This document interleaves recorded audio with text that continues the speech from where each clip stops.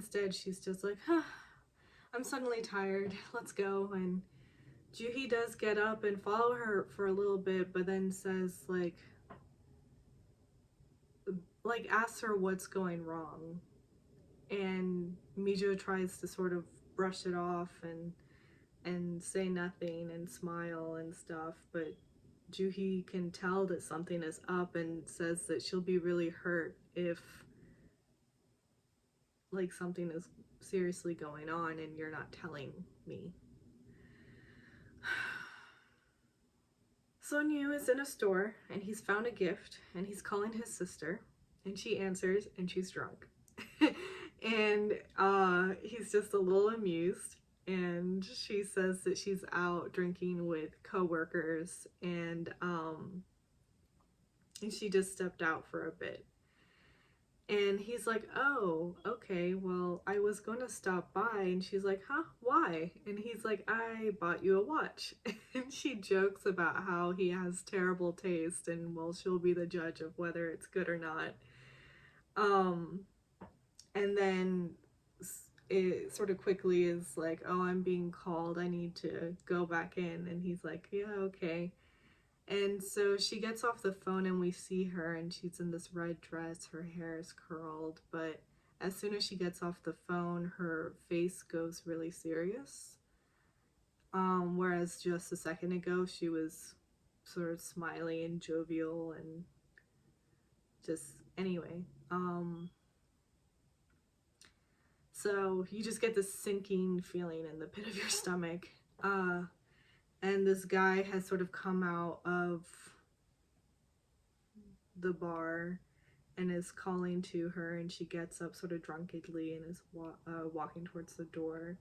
And there's this couple of men across the street that are walking by, and one of them sort of glances at her and takes a double take. And he's just, I guess, sort of recognizing her. And he calls and Soonwoo picks up, so he does know who she is. And he asks Soonwoo, like, what's going on with your sister? What's she up to? And Soonwoo says that, oh, you know, she's here. She's teaching at a piano academy and goes to auditions for orchestras. Why do you ask? And he's like, well, you know, let me know if she gets a boyfriend. I'll take care of him. And Soonwoo's just like, why would you? And he's like, come on, man, you know she's my first love. And Soonwoo's just like, as if, like, he's like, there's no way I would let her go with you. So anyway, it is then confirmed that that's probably her that he saw, but he didn't say anything over here. Curious. I don't know, I got a sinking feeling when I saw that, especially her reaction after getting off the phone. I think she might be in a situation. It would make sense why she was so, like, keeping him at arm's length and not really letting him into her life. Okay, so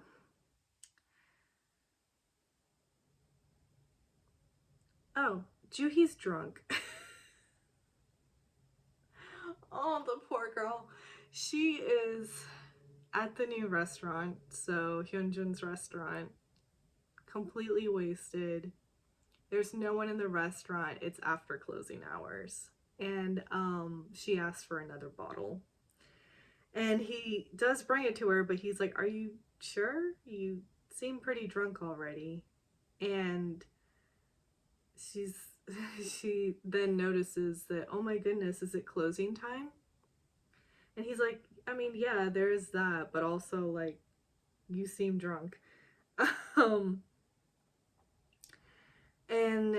she begins to tell him that he needs to take responsibility for her, because at the old restaurant she would come and drink and cry and, you know, just let out her emotions over there so that her mother didn't know. And She brings up that her and her friends are very close, but she knows that something is going on. She can tell from Mijo's eyes that there's something wrong, but she won't tell her. And that hurts her feelings. Like, does Mijo view her as weak, that she won't say anything? This poor girl. So,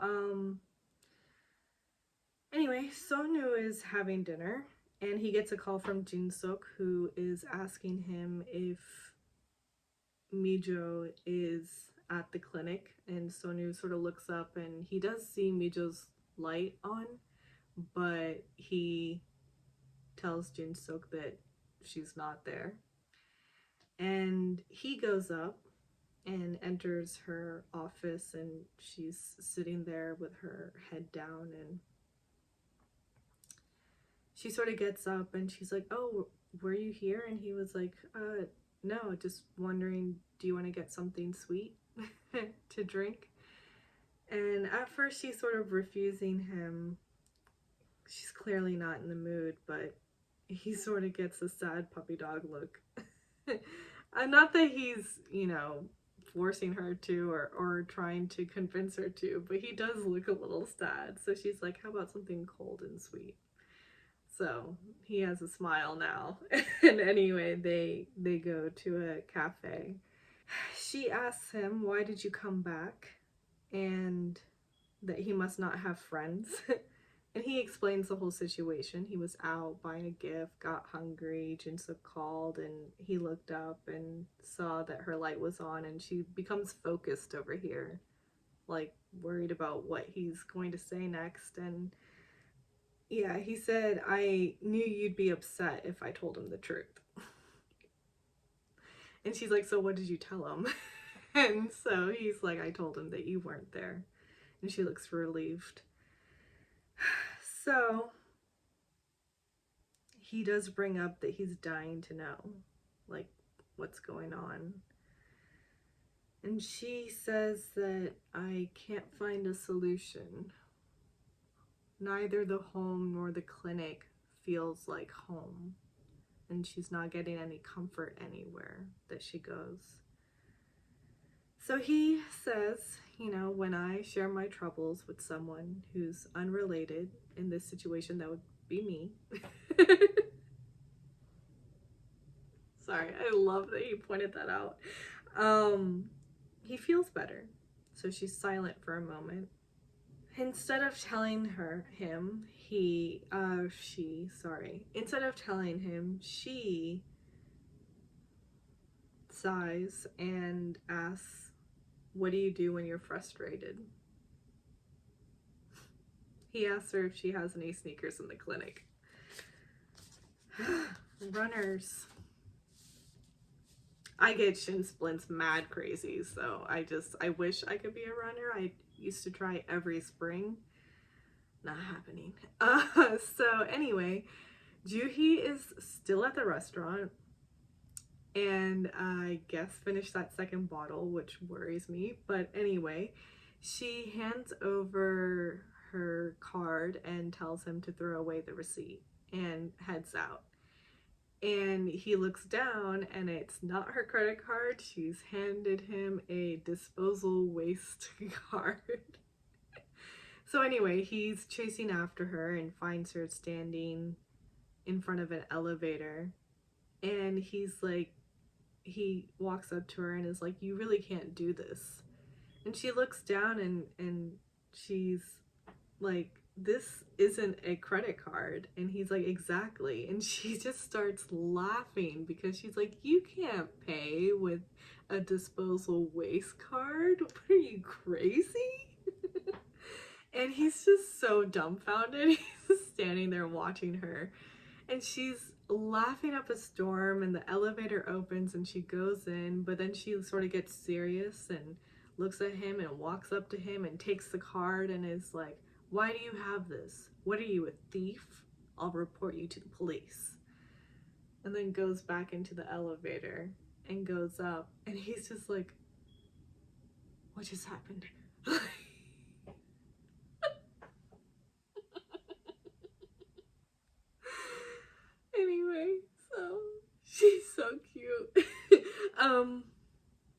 Anyway, Sonyu is telling Mijo to run, and they run. And it's actually kind of funny because at one point she does stop and she's sort of breathing heavily, and he's stopped next to her. Um, and I think he's hoping that she's done, but she just starts running again. So he, watches her for a second and then runs after her. After they've finished, they are coming to this sort of little wall, and he asks her if she's feeling better, and she's sitting down and says that my bare feet are sweaty and it's uncomfortable. And he just sort of lets out a, like, not a really a frustrated laugh, but just more of a of course. And he's like, man, it's so hard to be a home fatale. And she sort of looks at him and he says that, Chanyeong told him to be a home fatale and convince her to stay. And she's still looking at him curious and is like, you met with Chanyeong? And so he says that he has a confession to make, that he followed her to the police station last night. So she sort of looks down and she's like, she said, I really showed you everything. And he sort of went over the gist of everything of that day. He says that it does feel strange to him because they only just met, but he could tell that this was out of the norm for her. So Mijo tells him that Chanyeong and Juhee are really precious to her, and that Chanyeong is sick. She's very sick. She has stage 4 pancreatic cancer. And then we go to a scene and Chanyeong is going to bed with her parents.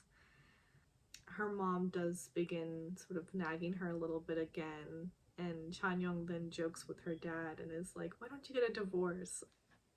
Her mom then is like, you guys want to sleep in the car?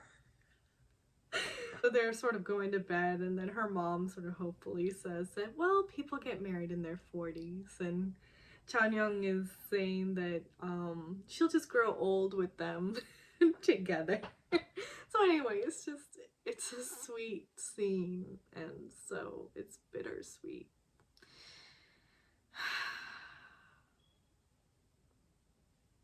At this point, I'm just confirmed Chanyeong has no idea.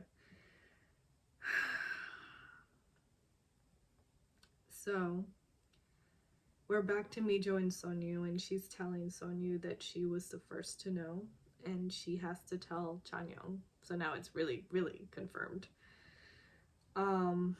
Normally she's good with words, but she really just doesn't know what to say.